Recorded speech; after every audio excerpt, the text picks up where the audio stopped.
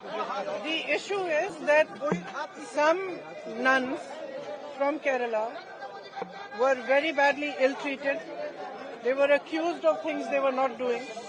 They were manhandled, and then they were taken away by the police in Chhattisgarh.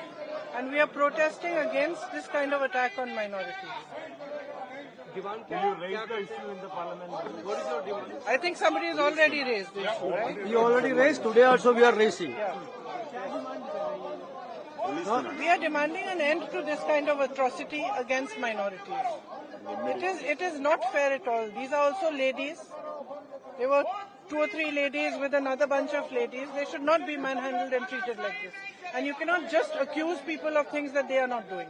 Yes. Sir, this protest is continuing since 3 days. Yes. Do you think so the Yes. government is going to take action on it? Frankly, the government doesn't take action on anything except their publicity, their PR, and when elections are coming, what face they want to show to the public. They do not take action on anything concrete. So I don't expect action, but it is our job to push them and pressurize them as much as we can. Yeah, she's doing a 0 hour. Just 1 second. It is 1 year of Wayanad. So I've requested to raise this in the 0 hour because even though 1 year has passed, the people who have suffered from that tragedy are still struggling. Despite all our efforts, all the goodwill that came at that time, all the help that poured in, they are still struggling. There are many systemic issues, and most importantly, those funds which were sent by central government that have been sent, it is unprecedented that they should be sent as a loan.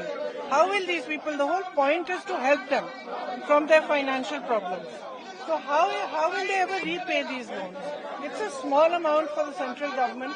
They should waive the loans. 1 year has passed. I'm very, very sad that I could not be there today. But because of the debate that was carrying on till late last night, it was difficult for me to reach there today. And I have expressed to the people of Wayanad my deepest and heartfelt wishes and prayers that they should be able to carry on with their lives and overcome this tragedy. I know that this year has been very, very painful for them. And because of the kind of love I have received from the people of Wayanad, I feel this tragedy and this loss that they have suffered very, very deeply. 1 second.